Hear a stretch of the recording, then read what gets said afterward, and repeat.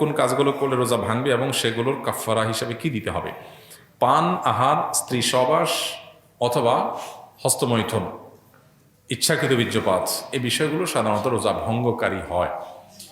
ইচ্ছাকৃত যদি রমজান মাসে মানুষ রোজা ভেঙে ফেলে, রেখেছে ভেঙে ফেলেছে, তাহলে সেক্ষেত্রে স্ত্রী সহবাস করে ফেলেছে, খেয়ে ফেলেছে, পানাহার করেছে কিংবা হস্তমৈথুন করে ফেলেছে, তাহলে ওই রোজার জন্য ফোকাহে আহনাফের ফতোয়া অনুযায়ী একটা রোজা কাজা যেহেতু ভেঙে ফেলেছে, আর 60টা রোজা টানা কাফারা রাখতে হবে, মোট 61টা। এই টানা নির্বিচ্ছিন্ন রাখতে হবে, মাঝখানে যদি গ্যাপ দেয় আবার শুরু থেকে রাখতে হবে। আর অন্য ওলামা ইকরাম, হাম্বলি মাযহাবের ওলামা ইকরাম, তাদের দৃষ্টিভঙ্গি হলো শুধু স্ত্রী সহবাস বা যৌনতা সংশ্লিষ্ট কারণে যদি রোজা ভাঙে তাহলে কাফারা, আর না হলে শুধু কাজা।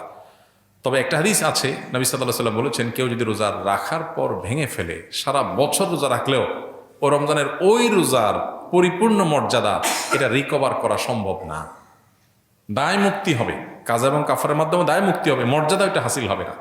রোজা মানেই তো নিয়ন্ত্রণ। গোটা পৃথিবীতে যত অন্যায় হয়, এই অন্যায়গুলো মৌলিকভাবে যে কয়েকটা কারণে হয়, তার ভিতরে দুটি কারণ হলো মেইন। একটা হলো মানুষের ক্ষুণ্ণবৃত্তির জন্য, আর একটা যৌনবৃত্তির জন্য। যৌনবৃত্তির জন্য একটা হলো মানুষের যৌন চাহিদা পূরণ করার জন্য, এটা হলো পেটের চাহিদা পূরণ করার জন্য মানুষ যত অন্যায় করে। এই জন্য রমজান এই দুইটাকে নিয়ন্ত্রণ করতে বলছে, পানাহার এবং যৌনতা। এগুলো যদি নিয়ন্ত্রণ করার ট্রেনিং নেয় মানুষ, তাহলে যেখানে সেখানে এগুলোর জন্য সে নিজের আদর্শ বিকিয়ে দিবে না। তো এই চেষ্টাটা আমাদের সর্বোচ্চ পর্যায়ে করা উচিত। এবং